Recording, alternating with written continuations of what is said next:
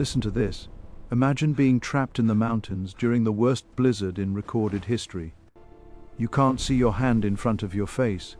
The wind is howling so loud you can't hear your own screams. Your fingers have turned black from frostbite. Your brothers in arms are collapsing around you, freezing to death where they stand. And you're not fighting an enemy army. You're fighting nature itself. This actually happened, and in just 3 days, 90,000 soldiers died. Not from bullets, not from bombs, from snow. This is the story of the Sarıkamış Disaster of 1914 and 15, the worst military catastrophe caused by winter weather in human history. And I'm going to tell you exactly how it happened, and why almost nobody talks about it today. Because this isn't just a story about bad weather, this is a story about hubris, desperation, and how quickly things can go from bad to absolute nightmare when you're fighting a war on multiple fronts and you think you can beat nature. So stick with me, because by the end of this video, you're going to understand why this tragedy changed the course of World War I in ways most history books completely ignore. You're going to hear survivor testimonies that will make your blood run cold. And you're going to see why this disaster led to one of the darkest chapters in 20th century history. But first, we need to understand how we got here, because nobody just marches 90,000 men into a death trap without a reason. There's a backstory, and it starts with an empire that's falling apart. By 1914, the Ottoman Empire was dying, and everybody knew it. For centuries, the Ottomans had been one of the most powerful empires on earth. They controlled vast territories across 3 continents. But by the early 20th century, they were hemorrhaging land. They'd lost almost all their European territories in the Balkan Wars. They'd lost control of North Africa. The empire that once made Europe tremble was now called the sick man of Europe. And that nickname? It wasn't affectionate. The Ottoman leadership knew they were in trouble. They knew that without powerful allies, the empire was finished. So when World War I broke out in the summer of 1914, the Ottomans faced a choice: join the war or stay neutral. And if they joined, which side should they pick? Now you might think staying neutral would be the smart move. Let the Europeans tear each other apart while you rebuild. But the Ottoman leaders, particularly the ruling triumvirate of Enver Pasha, Talat Pasha and Cemal Pasha, they saw something different. They saw an opportunity. Because if they picked the right side and that side won, they could reclaim lost territories. They could restore Ottoman glory. They could be powerful again. So in November 1914, the Ottoman Empire entered World War I on the side of the Central Powers, joining Germany and Austria-Hungary. And almost immediately they were at war with Russia, Britain and France. They were now fighting on multiple fronts: the Caucasus front against Russia in the northeast, the Mesopotamian front against Britain in the south, and they'd soon open up the Gallipoli front against British and Allied forces trying to force the Straits. But today we're focusing on the Caucasus front, because that's where our story takes place. That's where Enver Pasha, the Minister of War and de facto military leader of the Ottoman Empire, decided he was going to win a glorious victory that would change everything. Enver Pasha was 33 years old. He was ambitious, charismatic, and absolutely convinced of his own military genius. He'd been a hero in the Young Turk Revolution. He'd fought in the Balkan Wars. He admired the Germans and wanted to modernize the Ottoman military along German lines. And he had big dreams, really big dreams. He wanted to conquer the Caucasus. He wanted to push deep into Russian territory.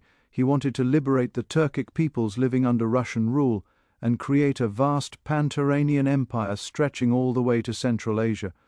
It was an incredibly ambitious vision. Some would say delusional. But Enver believed he could do it, and in December 1914 he got his chance. The Third Army of the Ottoman Empire was stationed in eastern Anatolia, near the city of Erzurum. This army was supposed to defend the Caucasus front against Russian attacks. But Enver didn't want to defend. He wanted to attack. He wanted to take the offensive and crush the Russian forces before they could fully mobilize. Now here's where things get interesting. Enver Pasha had a plan, and on paper it actually looked pretty clever. The Russian forces were centered around the town of Sarıkamış, which was a strategic railroad junction. If the Ottomans could capture Sarıkamış, they could cut Russian supply lines and potentially encircle a large portion of the Russian army, but there was a problem. Actually, there were several problems. But the biggest one was geography. Between the Ottoman positions and Sarıkamış were the Alahikba Mountains. These weren't just hills, these were serious mountains, with peaks over 10,000 feet high, and it was December, in the Caucasus, which means it was cold, and snowy, really snowy. Any reasonable military commander would look at those mountains in winter and say, you know what, maybe we should wait until spring, maybe attacking through mountain passes in the dead of winter isn't the best idea. But Enver Pasha wasn't thinking like that. He was thinking about surprise. He was thinking about glory. He was convinced that if he could move his forces through those mountains, he could attack the Russians from an unexpected direction and catch them completely off guard. And he was right about one thing. The Russians would definitely be surprised, because they couldn't imagine anyone would be crazy enough to try it. So Enver Pasha assembled a force of around 95,000 men. These were soldiers of the Ottoman Third Army, including the 9th, 10th and 11th Corps. Many of them were recent recruits. A lot of them were young men conscripted from villages across Anatolia who'd never seen combat before. They were equipped with standard-issue uniforms and whatever winter gear the Ottoman military could provide, which wasn't much. And this is crucial to understand. These soldiers were not equipped for high-altitude winter WR. They had basic wool uniforms. Some had coats. Many didn't have proper boots. Their supply of winter equipment was inadequate at best. The Ottoman Empire was already stretched thin fighting on multiple fronts. They simply didn't have the resources to properly outfit an army for winter mountain warfare. But Enver Pasha wasn't worried about that. He had absolute confidence in his plan. He'd studied military history. He knew about Hannibal crossing the Alps. He probably saw himself as a modern-day Hannibal, about to pull off an incredible tactical surprise. On December 22, 1914, the offensive began. 95,000 Ottoman soldiers started their march towards Sarıkamış. Enver Pasha personally took command of the operation. He was going to lead this army to glory himself. The plan called for the army to split into multiple columns and converge on Sarıkamış from different directions.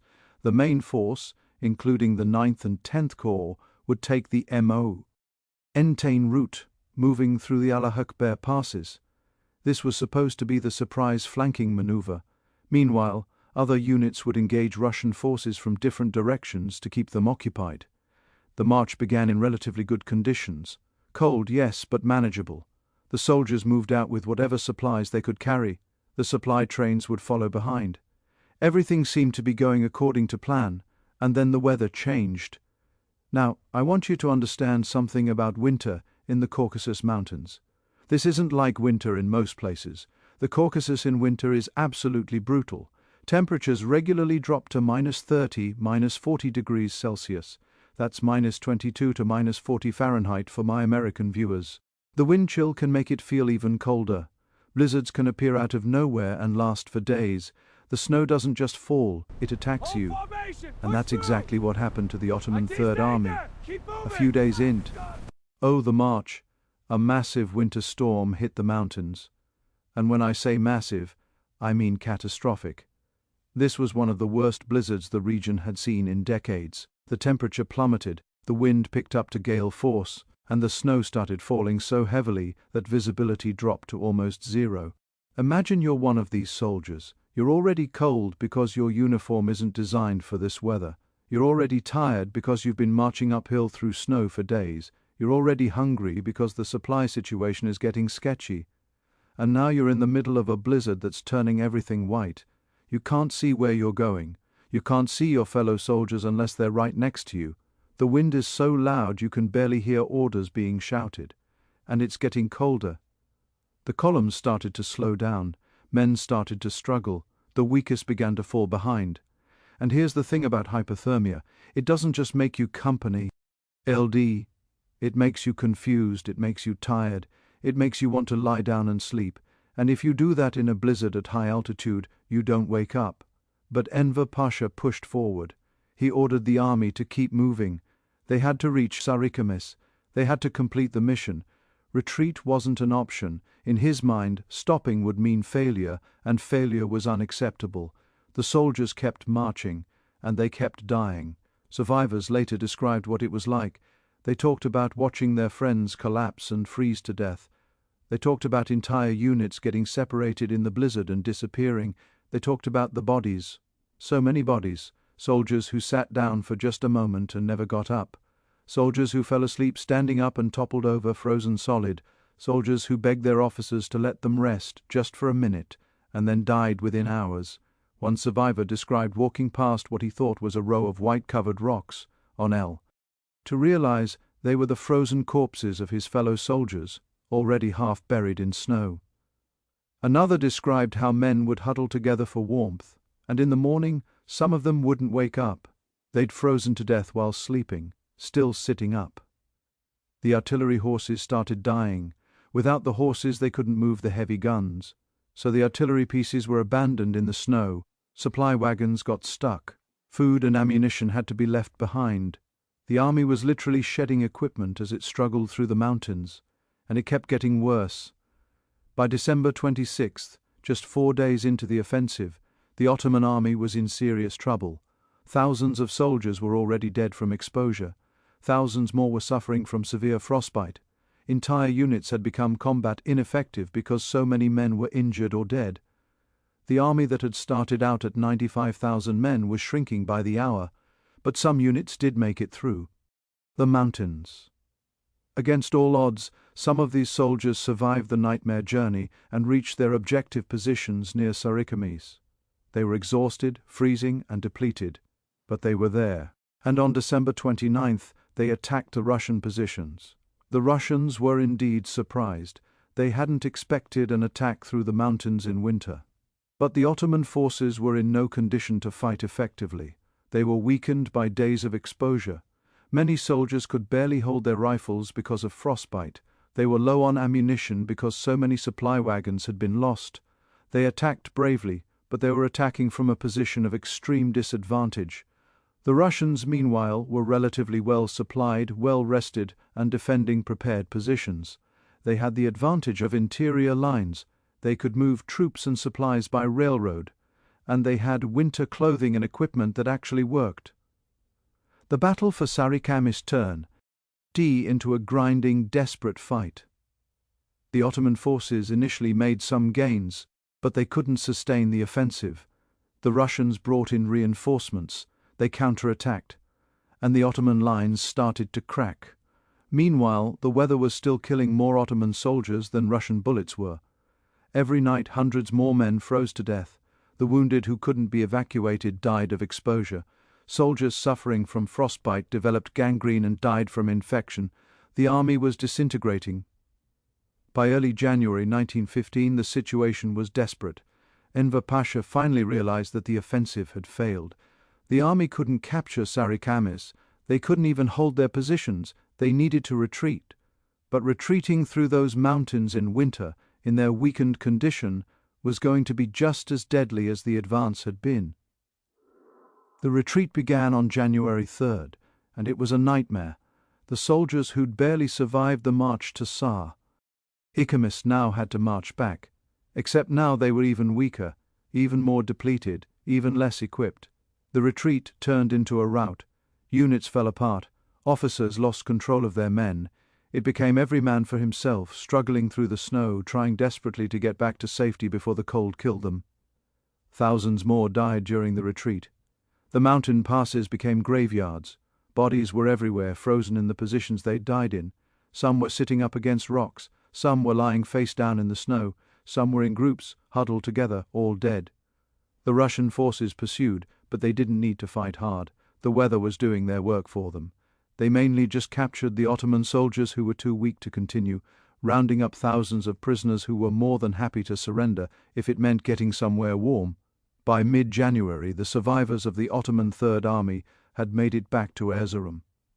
And when I say survivors, I mean a fraction of the force that had set out in December. Of the 95,000 men who'd started the Sarıkamış offensive, only around 18,000 returned fit for duty. Around 60,000 were dead. 90% of those deaths were from the cold, not from combat. Another 25,000 had been captured or were missing.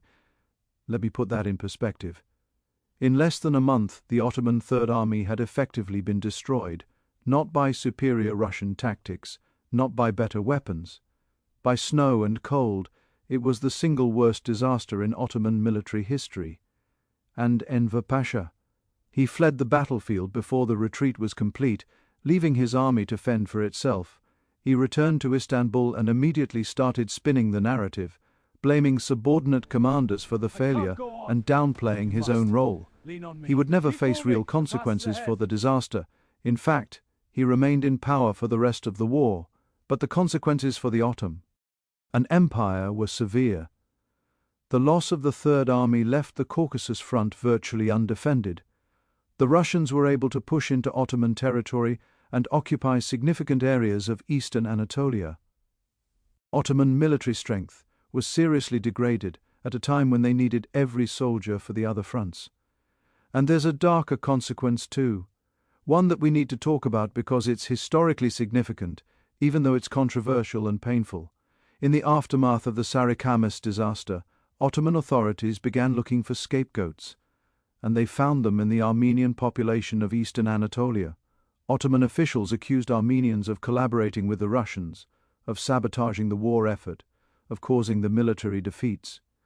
These accusations were largely unfounded, but they provided a pretext for what came next. In April 1915, just a few months after Sarıkamış, the Ottoman government began the systematic deportation and mass killing of Armenians. This would become known as the Armenian Genocide, one of the worst atrocities of the 20th century, resulting in the deaths of an estimated 1 to 1.5 million Armenians. While the genocide had complex causes and can't be reduced to a single factor, many historians agree that the paranoia and scapegoating following the Sarıkamış disaster contributed to the decision to target the Armenian population. I'm not going to get deep into the genocide debate in this video because that's a massive topic that deserves its own careful treatment. But I mention it because you can't tell the story of Sarıkamış without acknowledging its aftermath. The disaster didn't just kill 90,000 soldiers, it set in motion events that would kill hundreds of thousands more civilians. Now let's talk about why this disaster happened, because when you look at the facts, it's almost incomprehensible that a modern military leader would make the decisions Enver Pasha made. First, there was fundamental strategic error. Enver Pasha was trying to fight an offensive war when the Ottoman Empire was barely capable of defensive operations. They were already stretched thin on multiple fronts. They didn't have the resources, the equipment, or the manpower for a major offensive in the Caucasus. Any realistic assessment of Ottoman capabilities in December 1914 should have concluded that a winter offensive through the mountains was beyond their capacity. Second, there was the tactical insanity of the mountain crossing in winter. Experienced commanders know you don't march an army through high mountains in the dead of winter unless you absolutely have to, and even then, you only do it if your army is properly equipped and supplied. The Ottoman Third Army was neither. This wasn't a calculated risk. It was recklessness. Third, there was the failure to adapt when conditions deteriorated.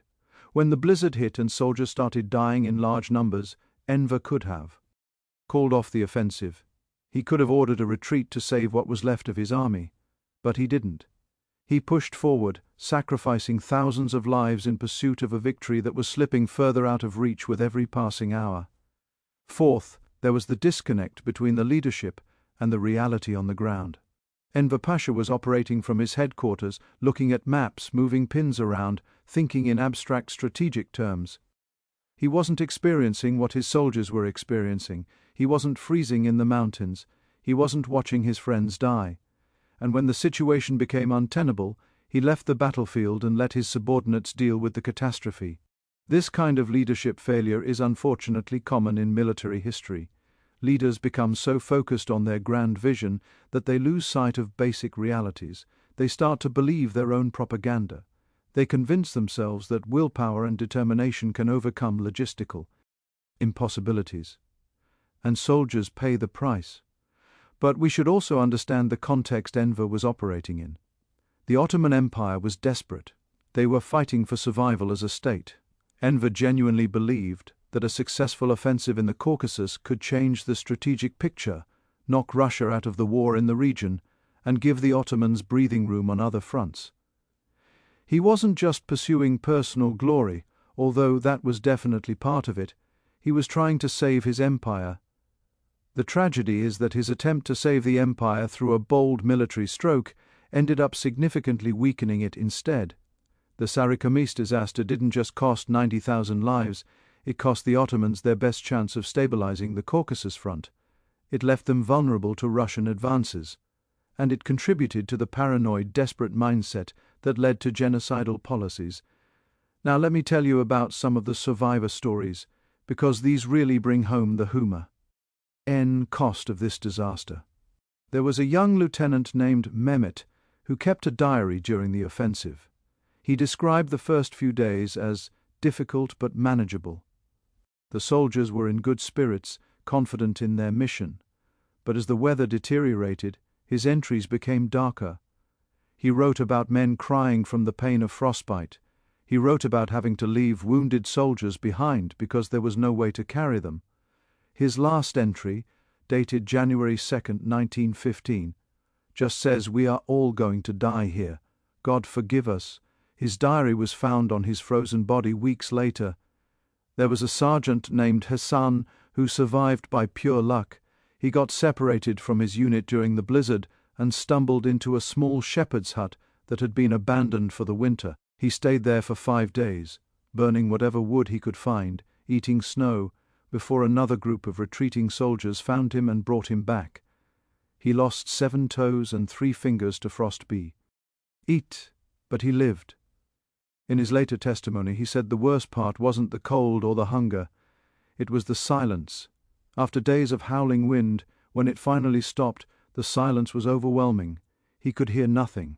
No birds, no animals, no humans. Just dead quiet. That's when he knew how many of his fellow soldiers had died.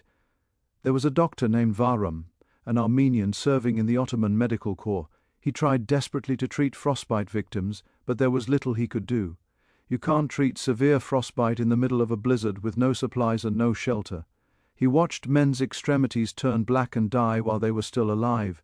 He performed amputations with whatever tools he had, often without anesthesia, trying to save lives. Most of the men he operated on died anyway from shock or infection. He survived the offensive but was later killed during the Armenian deportations. His medical notes were preserved and provide some of the most detailed account of the medical catastrophe of Sarıkamış. These weren't just statistics. These were real people. Young men, many of them teenagers, who'd been conscripted into an army and sent to die in the mountains for a cause most of them barely understood. They died slowly, painfully, terrified and alone. They died calling for their mothers. They died begging for help that never came. They died knowing they'd been abandoned by the leaders who'd sent them there. And here's something that haunts me about this story. Most of these soldiers are completely forgotten. There's no comprehensive memorial for the Ottoman soldiers who died at Sarıkamış. There's no detailed record of who they were. Many of their families never found out exactly what happened to them. They just got word that their son or brother or father had died in the Caucasus, if they got word at all. These men died anonymous deaths and remain anonymous in history. The battlefield itself is still up there in those mountains. There are still bones in the snow. Every year when the snow melts, shepherds and hikers occasionally find remains.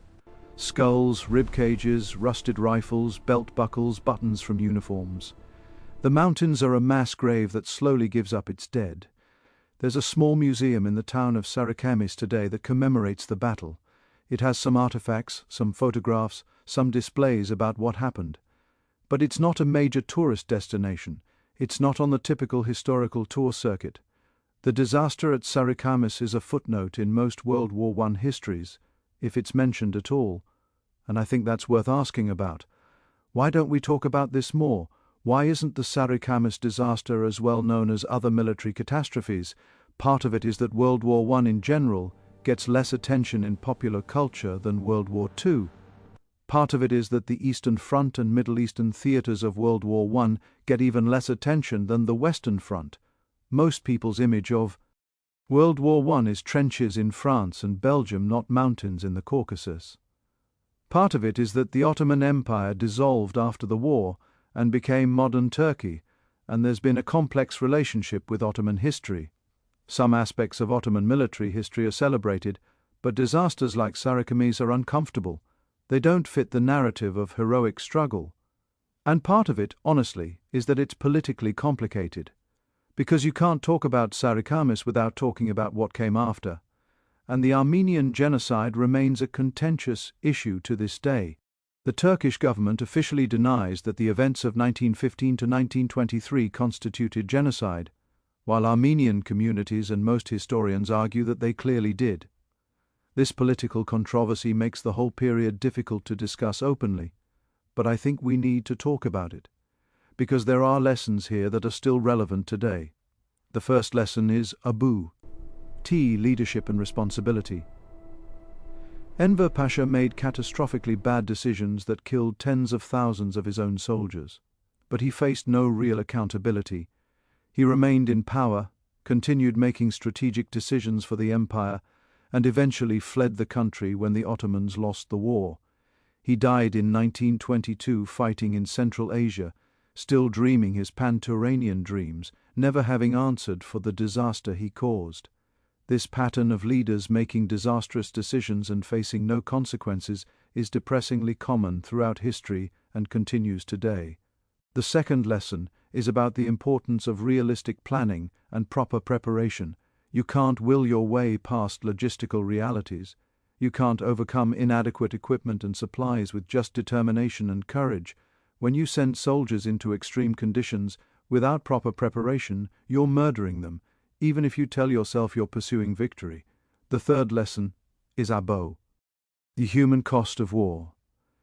It's easy to look at military history as a series of strategic moves, battles won and lost, territories gained and ceded. But every one of those moves represents real human beings experiencing real suffering. The 90,000 men who died at Sarıkamış weren't numbers on a casualty list. They were individuals with families, with hopes, with futures that were stolen from them. The fourth lesson is about how military disasters can lead to even greater atrocities. The Sarıkamış disaster created a climate of paranoia and scapegoating that contributed to genocide. This pattern, where military defeat leads to the persecution of minority populations blamed for the defeat, has repeated itself throughout history. We need to recognize this pattern and actively resist it. I want to end by going back to those mountains, because the physical location of this disaster still exists. You can visit the Sarıkamış battlefield today if you want. You can hike through the same passes where Ottoman soldiers froze to death. You can stand where they stood and try to imagine what it was like. People who've made the trip describe it as eerie. Even in summer, the mountains feel haunted. There's something about the landscape that speaks of tragedy. And in winter, when the snow falls and the temperature drops and the wind starts to howl, you can almost hear the ghosts of 90,000 men who died there.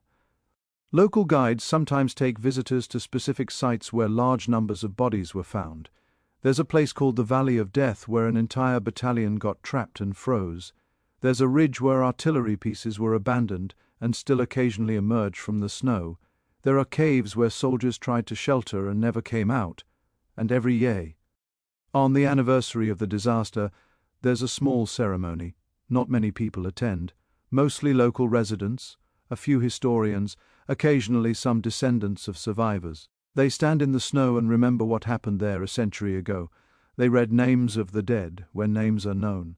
They say prayers. They light candles that immediately blow out in the wind. It's a small remembrance for an enormous tragedy. But it's something.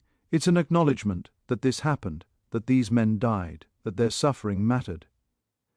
The story of Sarıkamış is a story about hubris and nature and the terrible cost of war. It's a story about how quickly things can go wrong when ambition outpaces capability. It's a story about leadership failure and human suffering. And it's a story that deserves to be remembered, even though remembering is painful.